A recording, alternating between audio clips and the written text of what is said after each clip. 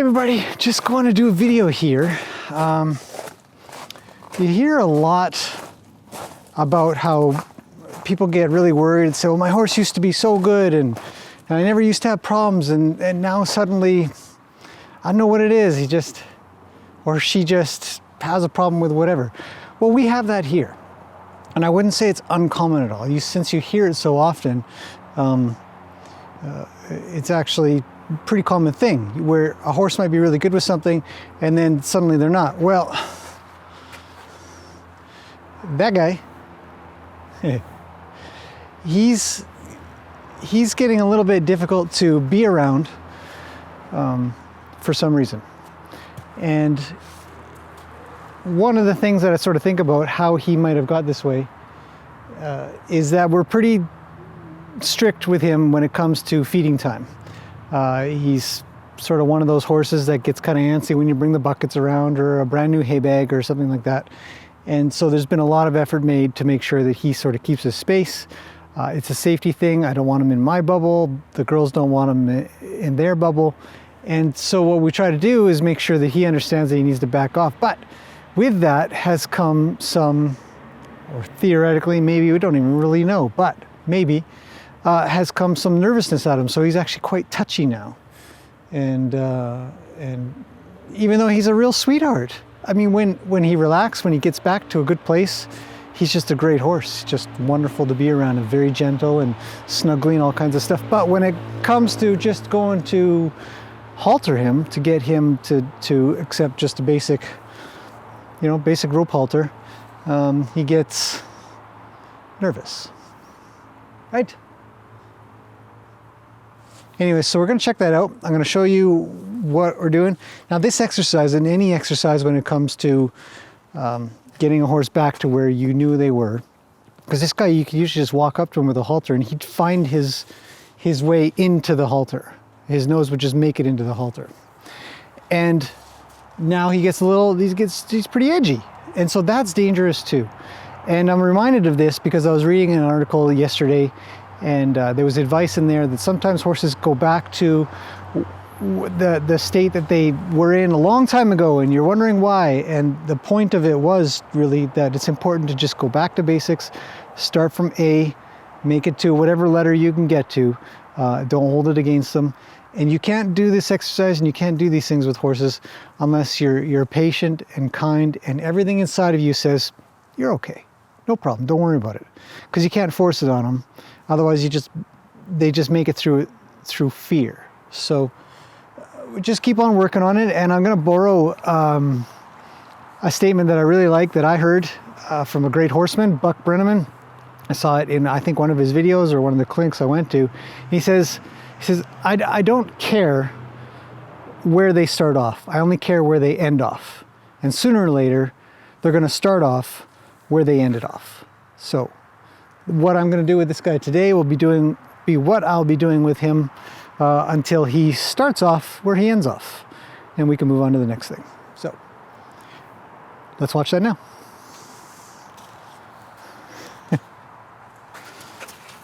So, as you can see, he approaches me nicely. He's all alone. All the other horses are out.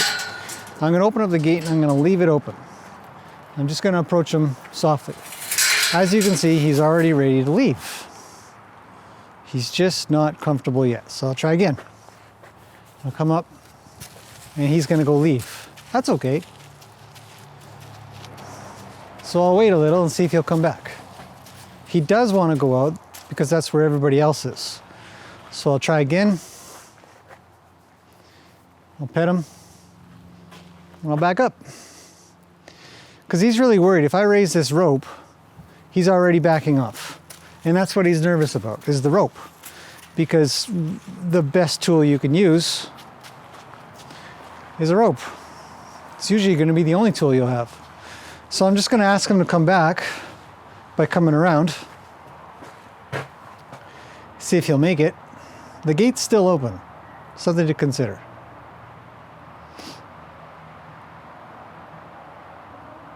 There. I'm just going to be patient with him. I'm not in a rush. It's another exercise you can't do if you're impatient or you've got other things to do.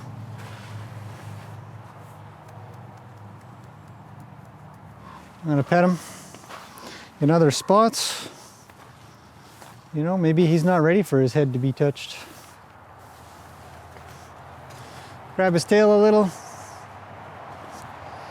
And I'll back up, see what he does. And wait. See, he knows to come. You know, he used to be really great at this. So maybe he can see me as somebody who's not going to do anything. Now, one of the prime things that I look for in a horse that might be nervous or scared or something is a real tight mouth. And sometimes he gets a pretty floppy mouth. There he's sort of having a little relaxing movement of his mouth. And I don't see him as relaxed. I see him, he's made it to a point where he thought he could relax. So I'll continue to sort of pet him on his head. And you can see that he's just not ready for me to touch the top of his head. So I'm just gonna wait a second and he'll come back a little lower. He's still nervous though. Now I'm not gonna bother haltering him just yet. I'm gonna be patient. Check him out a little bit. Looks like he's shedding a little. And you can see there, when I reach up, his nose comes in. He's wondering what's going on. So, there he's following. Well, let's say, wait a second, because I don't want him to leave without me. I don't have a halter on yet. But he's getting a little bit softer, a little bit more. Now I'll put my hand up, and he's got his ears back. And his eyes are a little bit what we call crazy eyes of this guy. He is just a baby, he's still young, so I don't know if any of his history comes into play or if it's just something he's been affected by. But I'm going to continue to just pet him. I'll pet him and I'll tell him he's a good boy and ask him to come down to me. Just shake his nose down a little. And another thing that I've learned is sometimes you can get to a spot if you just kind of go quick, right? Maybe I wouldn't be able to hang on to that ear at all right now. But if I can just encourage him to stay with me real fast before he can sort of freak out about it, there. Nope. See, I'm doing an awful lot. So I'll give him a break. I'll block off the gate because he's still thinking to get out. And I'll try again. Ask him to come back to me. There. I like to play with a horse's eyes. Let him know it's okay. I'll make my way to the top. I'll bug under his ear a little. See, it's not like he's been twitched or beat on or any of these things. So he knows that, you know, it's okay. But for some reason, at the very beginning of all of our interactions, just about every day, he turns into this worried horse. So now I'm just going to come around, and he's got his head really high, and I'm really not happy with that. But I'm going to bring the halter around here, ask him to put his head over, and I'm just going to ask him to put his nose in.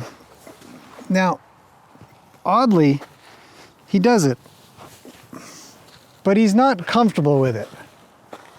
You can see. So I'm just going to stay with him a little. He's very strong. He tends to... Now when I bring this over here, you can see this isn't a comfortable or happy horse. So now that I've got it up here, I'm actually going to take it off. I'm going to let him breathe for a second. Lick his lips or yawn or whatever it is he needs to do. He's still thinking that he wants to get out. So he's kept his head low throughout this. That's nice. I'm going to come back. So let's do this again. Oh, he says he's out.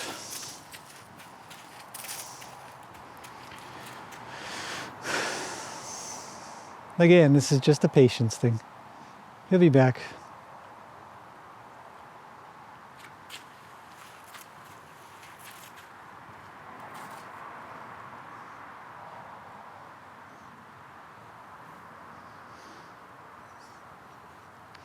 So I might help him out a little. I'll just move a bit.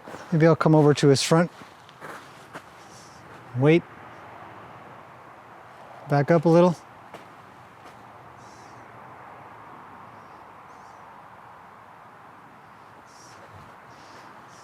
A little more.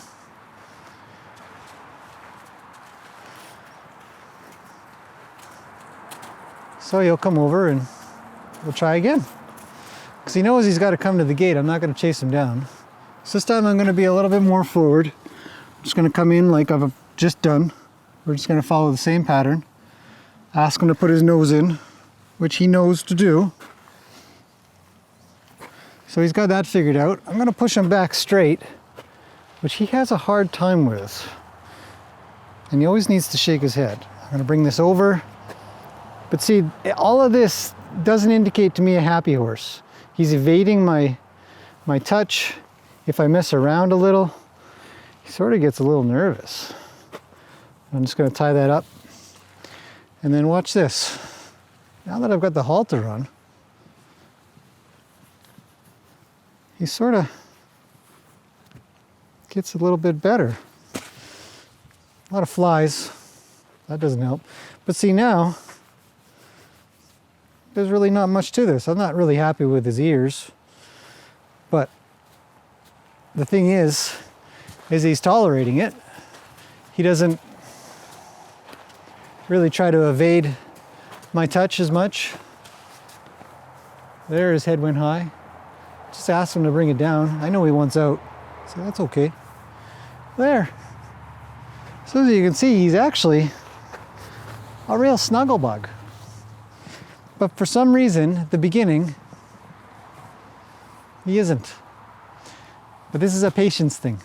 This is a real slow and methodical and friendly and caring sort of deal. And in time, we'll start off where we ended off. For now, I know you got a fly on you. There.